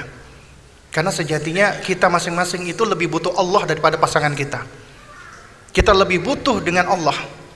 Anda lebih butuh dengan Allah daripada suami Anda. Karena kelak suami atau pasangan dia akan pergi, akan meninggalkan kita, entah meninggal dunia atau berpindah ke lain hati, bisa jadi. Ya kan? Tapi Allah Subhanahu wa taala tidak akan berpindah. Asalkan kita jaga koneksi kita dengan Allah Subhanahu wa taala. Adapun bagi bapak-bapak yang diuji dengan istrinya enggak ada, maka jangan sedih. Ya. Ibaratnya kesempatan untuk mencarikan ibu buat anak-anak kita juga masih besar. Ya. Nah, jadi kurang lebih ini bisa saya sampaikan. Wallahu a'lam bishawab. Baik, kita sekarang sudah di penghujung acara. Masih ada 5 pertanyaan. Ini sebenarnya dari POMG. Saya tanya seperti ini. Fase 100 tahun tadi adalah bagaimana fase kita membangun kecintaan kepada Allah. Nah, bagaimana ketika fase tersebut tidak terlewatkan atau mungkin tidak sempurna dalam orang tua, apakah digeser atau metode seperti apa dalam Islam? Baik. Waalaikumsalam warahmatullahi wabarakatuh. Ini tantangan dari MC nih, menjawab 2 menit. Padahal kadang-kadang pertanyaannya bagaimana Ustadz, bagaimana dan bagaimana. Bagaimana itu kan suatu hal yang sebenarnya tidak bisa kita jawab dengan singkat. Namun ya ini karena tantangan ya, kita coba saja ya, maksimal 2 menit ya. Nah, cuman jawabannya tentunya tidak akan bisa memuaskan ya. Ini pertanyaan bagus. Bagaimana ketika fase-fase sebelumnya yang seharusnya kita membangun mahabbah misalnya atau roja di usia 7 tahun, tapi itu terlewatkan? Maka jawabannya adalah ya, tetap namanya membangun ya. Anda ibarat membangun rumah. Ketika Anda lupa untuk membangun pondasi, jangan terus Anda bikin bangunannya semakin tinggi. Tapi ya, kita balik lagi, perkuat pondasinya.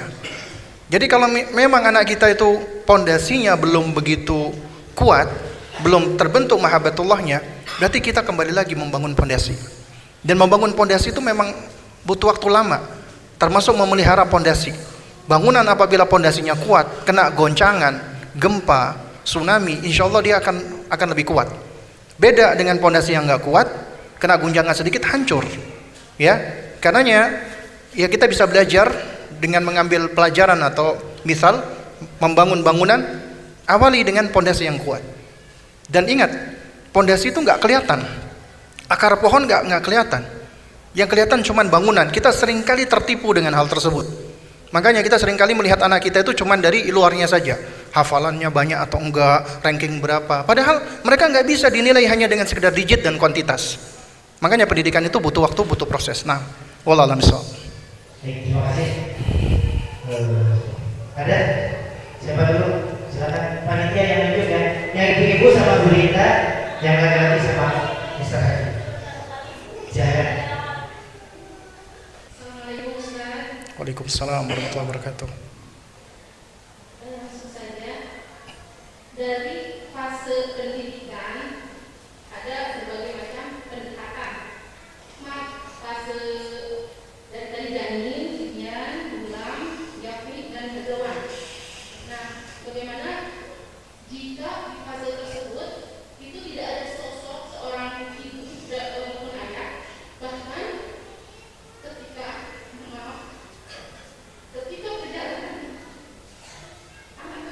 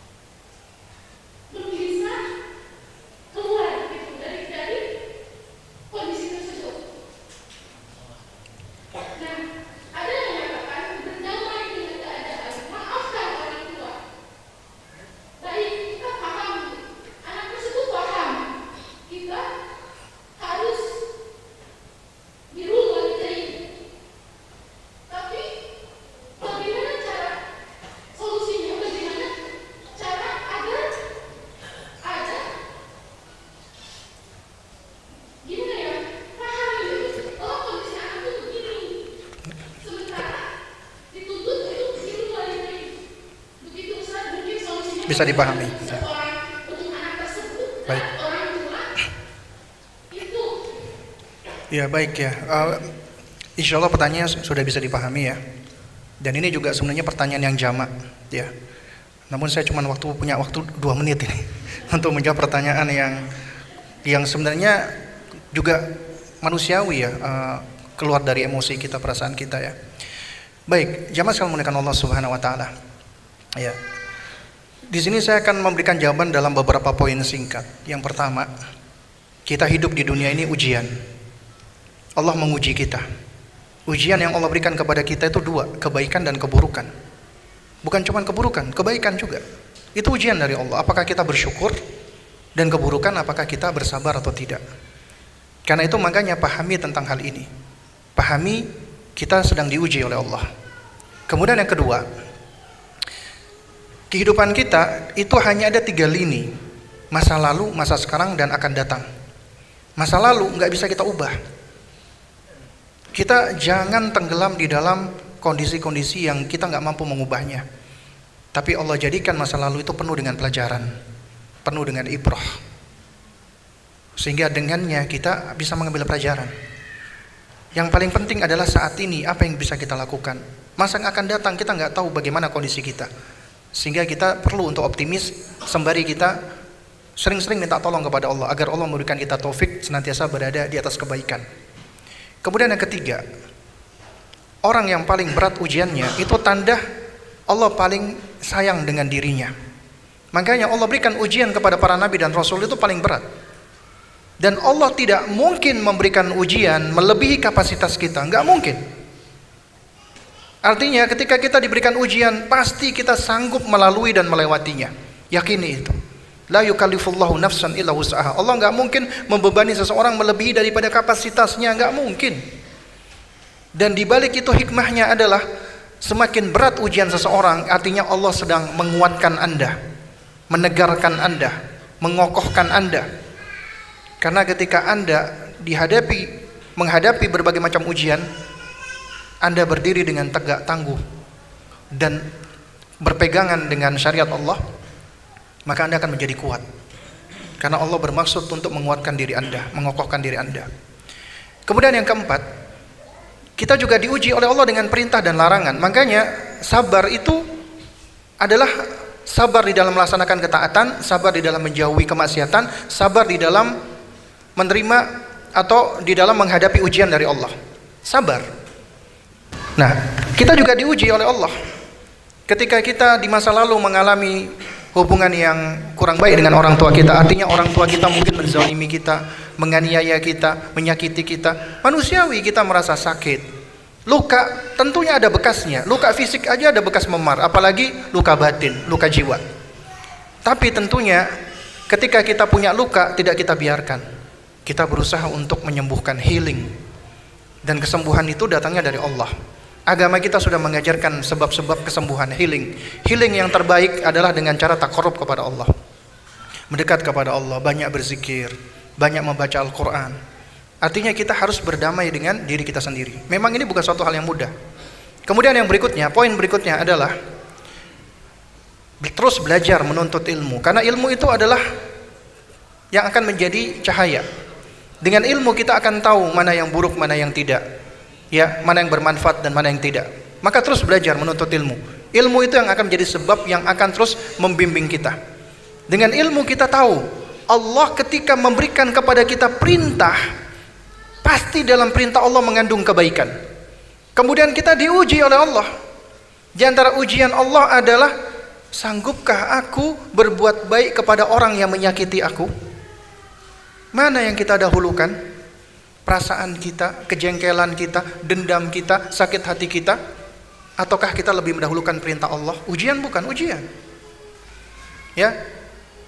Dan apabila kita terus belajar untuk mendekatkan diri kepada Allah, namanya muslim istislam, submit. Kita menyerahkan semua yang ada di dalam diri kita adalah untuk Allah, karena Allah. Allah perintahkan kepada aku yakin itu mengandung kebaikan, maka aku berbakti kepada orang tuaku bukan karena sekedar orang tuaku baik kepadaku, bukan. Tapi ini perintah Allah. Ini perintah Allah. Aku lebih mendahulukan perintah Allah. Ya, dan Allah tidak akan menyia-nyiakannya. Memang berat buat diri kita, karena beribadah nggak mudah, berjihad di jalan Allah tidak mudah, butuh proses, butuh perjuangan. Di situ letaknya, makanya perjuangan yang paling berat itu adalah mujahadatun nafs. Kita melawan diri kita sendiri. Ya, karena itu makanya kita selalu butuh pertolongan Allah. Poin terakhir, banyak berdoa kepada Allah, mohon taufik, mohon hidayah dari Allah, mohon Allah berikan kita kekuatan dan kesabaran. Kayaknya lebih dari 2 menit ya. Nah, Allah a'lam bishawab. Terima kasih. Oke, silakan untuk penanya selanjutnya dari bapak-bapak dulu ya. Silakan, siapa? Dan kalau bisa pertanyaannya singkat ya, jangan sampai pertanyaannya lebih dari 2 menit, jawabannya dituntut kurang dari 2 menit. Ya, Assalamualaikum warahmatullahi wabarakatuh. Waalaikumsalam warahmatullahi wabarakatuh.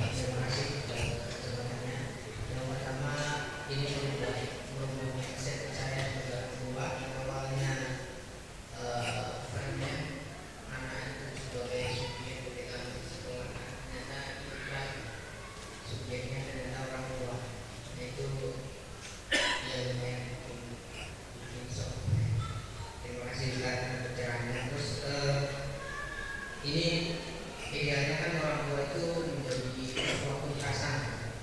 Mungkin anak-anak tadi kalau itu sebagai orang tua belum ideal menjadi suatu kekerasan atau pelajaran bagi anak-anak. Nah, itu bagaimana menjelaskan atau mendialogkan dengan anak kita agar anak kita ini mengerti bahwa berikutnya dia tidak mengulang kesalahan yang orang tua yang sebelumnya belum mendapatkan pendidikan seperti itu. Ya, baik. Ya, ini juga pertanyaan yang bagus juga. Baik, jamaah sekalian mulakan Allah Subhanahu Wa Taala. Ya. Yang pertama, jangan pernah menuntut kesempurnaan atau idealis, karena kita akan capek sendiri. Gak ada di antara kita yang sempurna. Kesempurnaan milik Allah. Kita ini manusia. Manusia itu tempatnya lupa dan salah. Makanya dikatakan sumyal insanu insanan linisyanihi. Manusia itu disebut insan karena suka nisyan, suka lupa, suka lalai. Makanya Allah sebutkan tabiat-tabiat kita di dalam Al-Quran itu tabiat-tabiat yang sebagiannya jelek, suka berdebat, kufur, nggak bersyukur dan seterusnya. Itu sebagai apa? Sebagai pengingat dari Allah kepada kita. Kita loh punya tabiat buruk, kita pahami agar kita bisa meninggalkan tabiat buruk tersebut. Jadi itu diantara manfaatnya. Dan kemudian manfaat yang kedua adalah ketika kita jatuh kepada kesalahan, yaitu manusia. Nabi mengatakan kullu bani Adam khata'. Setiap anak keturunan Adam itu khata'. Khata' itu bukan sekali 2 kali melakukan salah, berulang-ulang kali, bolak-balik melakukan kesalahan. Itu kita manusia. Tapi kata Nabi SAW, wa khairul khata'ina tawwabun. Sebaik-baik yang bolak-balik melakukan kesalahan, dia selalu kembali bolak-balik bertaubat. Anda salah, taubat. Anda salah, keliru, taubat. Karena kita manusia, termasuk menjadi orang tua. Tapi yang bisa kita lakukan adalah apa? Kita meminimalisir kesalahan. Bukan dijadikan legitimasi untuk mengulangi kesalahan. Gak apa-apa, manusia, bolak-balik salah ya manusia. Bukan, tapi kita meminimalisir kesalahan. Bagaimana cara kita meminimalisir kesalahan? Terus belajar, menuntut ilmu.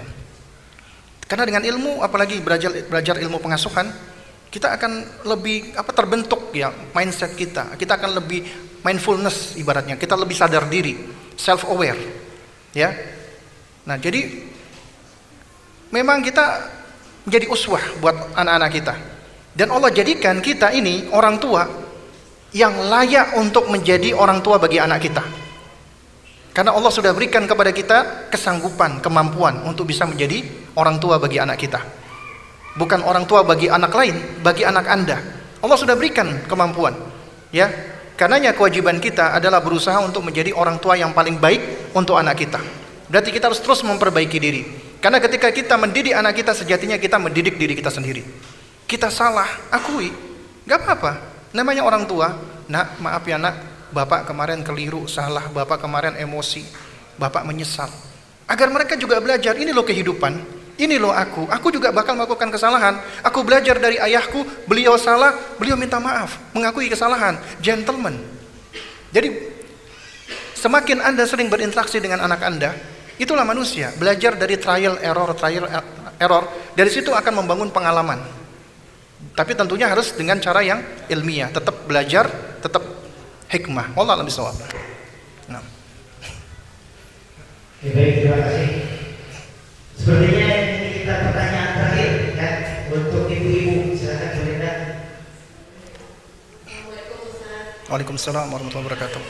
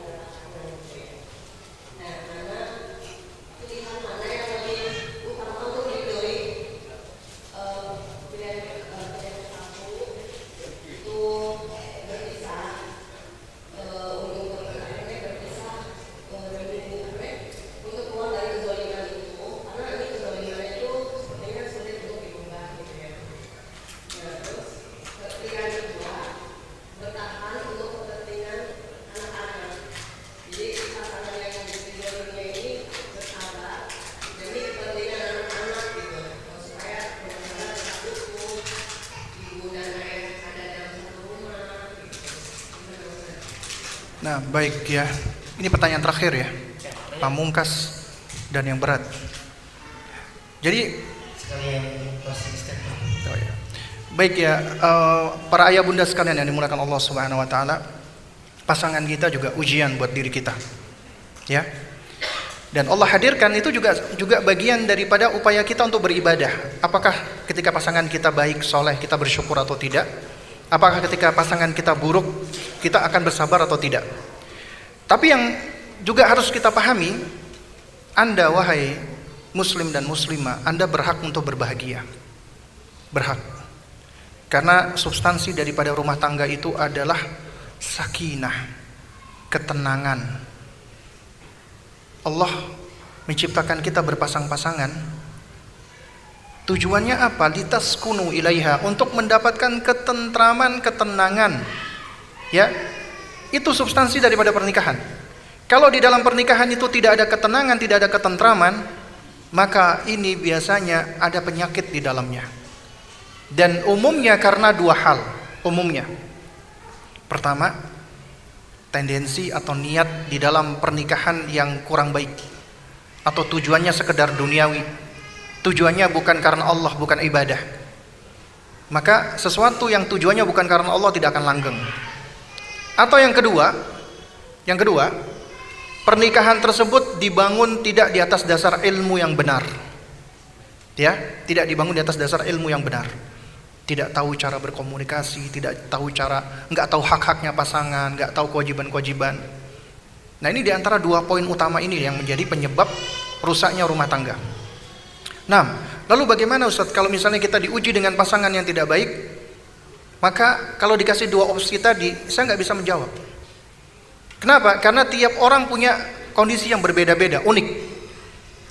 Kalau saya jawab opsi A, bisa jadi itu nggak cocok, nggak kompatibel buat yang lainnya. Karena itu jawaban saya adalah dalam bentuk ya pijakan. Yang pertama, apabila Anda melihat kezoliman pasangan ini adalah kezoliman yang Anda masih punya keinginan kuat, Anda masih optimis, Anda masih mengharap dia berubah, lebih baik bersabar. Tapi kalau Anda melihat ternyata pasangan Anda ini sulit, yang ada adalah Anda selalu tersakiti, terzolimi, sehingga sulit bagi Anda untuk bisa menjaga diri, termasuk untuk bisa melayani suami, sehingga ya substansi daripada rumah tangga itu hilang, maka boleh Anda menuntut perceraian pada suami Anda, berpisah dengannya. Ya, karenanya itu harus dikembalikan kepada masing-masing kondisi, tidak bisa digeneralisir. Kemudian poin yang gak kalah penting, ketika tadi dikatakan bertahan dengan suami meskipun dalam kondisi kita terzolimi dan seterusnya untuk kepentingan anak, pertanyaannya adalah, apakah Anda yakin ketika Anda mengatakan bertahan dengan pasangan yang demikian itu baik untuk perkembangan anak. Bisa jadi itu malah lebih berbahaya. Bisa jadi anak malah bisa terpengaruhi dengan keburukan-keburukan dan kezaliman-kezaliman yang dilakukan. Karena itu, ya, pijakan kita melihat bukan hanya dari sisi kita juga, tapi juga dari sisi anak kita. Apakah kezaliman itu mempengaruhi anak kita atau enggak? Karenanya apabila suami hanya berbuat zalim misalnya terhadap kita, tapi tidak terhadap anak, dia sayang sama anak, mungkin ini bisa jadi opsi. Tapi kalau dia berbuat zalim terhadap kita, sekaligus zalim terhadap anak, maka nggak ada manfaatnya bertahan dengan orang-orang yang berbuat kezaliman. Ya, tapi tentunya ini dikembalikan kepada masing-masing. Ya, artinya dalam masalah urusan rumah tangga itu kita nggak bisa saklek, karena harus ada proses-prosesnya, ya, ada langkah-langkahnya untuk menimbang maslahat dan madarat. Jadi dalam hal ini Anda lebih tahu tentang kondisi Anda, ya, Anda lebih paham tentang keadaan Anda. Jadi nasihat saya adalah minta bimbingan dari Allah Azza wa Jalla, berdoa kepada Allah, kemudian minta dikuatkan apapun keputusannya, baru kemudian setelah itu boleh minta bantuan dari orang tua atau yang lainnya. Dan insyaallah ta'ala, ya, kalau kita sudah melakukan ini, kita serahkan kepada Allah, tawakal kepada Allah Subhanahu wa ta'ala. Mungkin ini yang bisa saya sampaikan, kurang lebihnya saya mohon maaf apabila ada hal-hal yang keliru, yang salah, yang kurang berkenan. Ya, itu adalah sifat manusiawi, kita nggak lepas dari salah.